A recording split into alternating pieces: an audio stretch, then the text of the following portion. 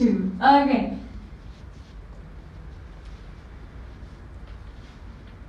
Yes. Ready? Ready, boss?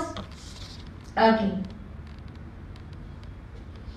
ಒಂದು coin ಯಾರಿಗೆ ಮೈಂದ್ರ ತರ ಬರುತ್ತೆ ಅವ್ರು ಪಕ್ಕ ಈ ಸತಿ ಪಾರ್ಟಿ ಪಡಿಸ್ತಾರೆ.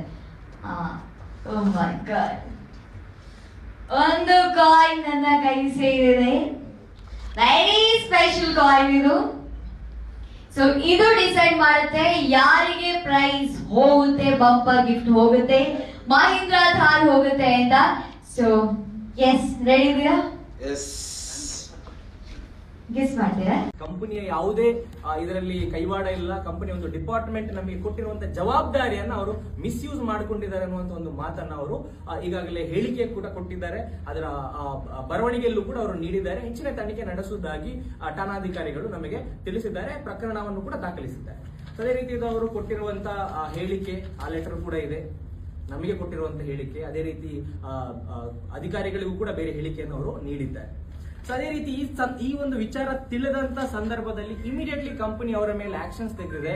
ಅವರನ್ನ ಟರ್ಮಿನೇಟ್ ಮಾಡಿದೆ. ಇಬ್ಬರು ವ್ಯಕ್ತಿಗಳು, ಇದರಲ್ಲಿ ಹರ್ಷಿತ್ ಮತ್ತೆ ಉಬೈದ್ ಅನ್ನುವಂತ ಇಬ್ಬರು ವ್ಯಕ್ತಿಗಳನ್ನು ಕೂಡ ಡ್ರೀಮ್ ಡೀಲ್ ಗ್ರೂಪ್ ಟರ್ಮಿನೇಟ್ ಮಾಡಿದೆ. ಅವರನ್ನ ಡಿಸ್ಮಿಸ್ ಮಾಡಿದೆ. ಯಾಕಂತ ಹೇಳಿದ್ರೆ ಅವರು ಅನ್ಎಥಿಕಲ್ ಆಕ್ಟಿವಿಟಿ ಮಾಡಿದ್ದಾರೆ.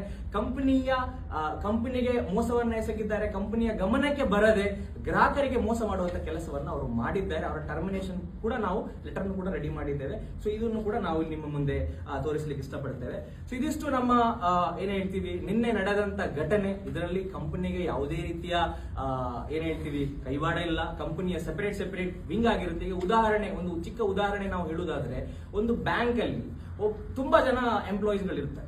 ಯಾರೋ ಒಬ್ಬ ಎಂಪ್ಲಾಯಿ ಅಲ್ಲಿ ಏನೋ ದುಡ್ಡನ್ನ ಕಳ್ಳತನ ಮಾಡದ ಅಥವಾ ಮೋಸ ಮಾಡದ ಅಂತ ಬಂದಂತ ಸಂದರ್ಭದಲ್ಲಿ ನಾವು ಇಡೀ ಬ್ಯಾಂಕೇ ತಪ್ಪು ಅನ್ನುವಂತ ಹೇಳುವಂತ ಮಾತು ತುಂಬಾ ಅದು ತಪ್ಪಾಗುತ್ತೆ.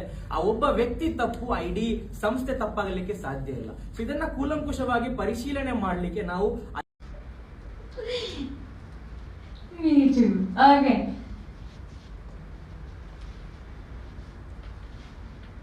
Yes. Ready? Ready, boss? Okay.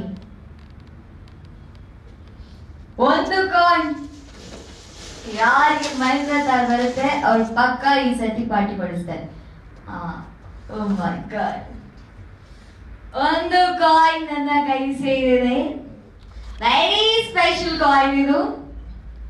So ಇದು ಡಿಸೈಡ್ ಮಾಡುತ್ತೆ ಯಾರಿಗೆ ಪ್ರೈಸ್ ಹೋಗುತ್ತೆ, ಬಂಪರ್ ಗಿಫ್ಟ್ ಹೋಗುತ್ತೆ, ಮಹೀಂದ್ರ ಥಾರ್ ಹೋಗುತ್ತೆ ಅಂತ. ಸೊ ಎಸ್, ರೆಡಿ ಇದೀರಾ? ಎಸ್. ಗೆಸ್ ಮಾಡ್ತೀರಾ? ಕಂಪನಿಯ ಯಾವುದೇ ಇದರಲ್ಲಿ ಕೈವಾಡ ಇಲ್ಲ. ಕಂಪನಿ ಒಂದು ಡಿಪಾರ್ಟ್ಮೆಂಟ್ ನಮಗೆ ಕೊಟ್ಟಿರುವಂತಹ ಜವಾಬ್ದಾರಿಯನ್ನ ಅವರು ಮಿಸ್ಯೂಸ್ ಮಾಡಿಕೊಂಡಿದ್ದಾರೆ ಅನ್ನುವಂತ ಒಂದು ಮಾತನ್ನ ಅವರು ಈಗಾಗಲೇ ಹೇಳಿಕೆ ಕೂಡ ಕೊಟ್ಟಿದ್ದಾರೆ. ಅದರ ಬರವಣಿಗೆಯಲ್ಲೂ ಕೂಡ ಅವರು ನೀಡಿದ್ದಾರೆ. ಹೆಚ್ಚಿನ ತನಿಖೆ ನಡೆಸುವುದಾಗಿ ಠಾಣಾಧಿಕಾರಿಗಳು ನಮಗೆ ತಿಳಿಸಿದ್ದಾರೆ. ಪ್ರಕರಣವನ್ನು ಕೂಡ ದಾಖಲಿಸಿದ್ದಾರೆ. ಅದೇ ರೀತಿ ಅವರು ಕೊಟ್ಟಿರುವಂತಹ ಹೇಳಿಕೆ, ಆ ಲೆಟರ್ ಕೂಡ ಇದೆ, ನಮಗೆ ಕೊಟ್ಟಿರುವಂತಹ ಹೇಳಿಕೆ. ಅದೇ ರೀತಿ ಅಧಿಕಾರಿಗಳಿಗೂ ಕೂಡ ಬೇರೆ ಹೇಳಿಕೆಯನ್ನು ಅವರು ನೀಡಿದ್ದಾರೆ. ಸೊ ಅದೇ ರೀತಿ ಈ ಒಂದು ವಿಚಾರ ತಿಳಿದಂತ ಸಂದರ್ಭದಲ್ಲಿ ಇಮಿಡಿಯೇಟ್ಲಿ ಕಂಪನಿ ಅವರ ಮೇಲೆ ಆಕ್ಷನ್ಸ್ ತೆಗೆದಿದೆ. ಅವರನ್ನ ಟರ್ಮಿನೇಟ್ ಮಾಡಿದೆ. ಇಬ್ಬರು ವ್ಯಕ್ತಿಗಳು, ಇದರಲ್ಲಿ ಹರ್ಷಿತ್ ಮತ್ತೆ ಉಬೈದ್ ಅನ್ನುವಂತ ಇಬ್ಬರು ವ್ಯಕ್ತಿಗಳನ್ನು ಕೂಡ ಡ್ರೀಮ್ ಡೀಲ್ ಗ್ರೂಪ್ ಟರ್ಮಿನೇಟ್ ಮಾಡಿದೆ. ಅವರನ್ನ ಡಿಸ್ಮಿಸ್ ಮಾಡಿದೆ. ಯಾಕಂತ ಹೇಳಿದ್ರೆ ಅವರು ಅನ್ಎಥಿಕಲ್ ಆಕ್ಟಿವಿಟಿ ಮಾಡಿದ್ದಾರೆ. ಕಂಪನಿಗೆ ಮೋಸವನ್ನ ಎಸಗಿದ್ದಾರೆ. ಕಂಪನಿಯ ಗಮನಕ್ಕೆ ಬರದೆ ಗ್ರಾಹಕರಿಗೆ ಮೋಸ ಮಾಡುವಂತ ಕೆಲಸವನ್ನ ಅವರು ಮಾಡಿದ್ದಾರೆ. ಅವರ ಟರ್ಮಿನೇಷನ್ ಕೂಡ ನಾವು ಲೆಟರ್ ಕೂಡ ರೆಡಿ ಮಾಡಿದ್ದೇವೆ. ಸೊ ಇದನ್ನು ಕೂಡ ನಾವು ನಿಮ್ಮ ಮುಂದೆ ತೋರಿಸಲಿಕ್ಕೆ ಇಷ್ಟಪಡ್ತೇವೆ. ಸೊ ಇದಿಷ್ಟು ನಮ್ಮ ಏನ್ ಹೇಳ್ತೀವಿ ನಿನ್ನೆ ನಡೆದಂತ ಘಟನೆ. ಇದರಲ್ಲಿ ಕಂಪನಿಗೆ ಯಾವುದೇ ರೀತಿಯ ಏನ್ ಹೇಳ್ತೀವಿ ಕೈವಾಡ ಇಲ್ಲ. ಕಂಪನಿಯ ಸೆಪರೇಟ್ ವಿಂಗ್ ಆಗಿರುತ್ತೆ. ಈಗ ಉದಾಹರಣೆ, ಒಂದು ಚಿಕ್ಕ ಉದಾಹರಣೆ ನಾವು ಹೇಳುವುದಾದ್ರೆ, ಒಂದು ಬ್ಯಾಂಕ್ ಅಲ್ಲಿ ತುಂಬಾ ಜನ ಎಂಪ್ಲಾಯೀಸ್ ಗಳಿರ್ತಾರೆ. ಯಾರೋ ಒಬ್ಬ ಎಂಪ್ಲಾಯಿ ಅಲ್ಲಿ ಏನೋ ದುಡ್ಡನ್ನ ಕಳ್ಳತನ ಮಾಡದ ಅಥವಾ ಮೋಸ ಮಾಡದ ಅಂತ ಬಂದಂತ ಸಂದರ್ಭದಲ್ಲಿ ನಾವು ಇಡೀ ಬ್ಯಾಂಕೇ ತಪ್ಪು ಅನ್ನುವಂತ ಹೇಳುವಂತ ಮಾತು ತುಂಬಾ ಅದು ತಪ್ಪಾಗುತ್ತೆ. ಆ ಒಬ್ಬ ವ್ಯಕ್ತಿ ತಪ್ಪು, ಆ ಇಡೀ ಸಂಸ್ಥೆ ತಪ್ಪಾಗಲಿಕ್ಕೆ ಸಾಧ್ಯ ಇಲ್ಲ. ಸೊ ಇದನ್ನ ಕೂಲಂಕುಷವಾಗಿ ಪರಿಶೀಲನೆ ಮಾಡಲಿಕ್ಕೆ ನಾವು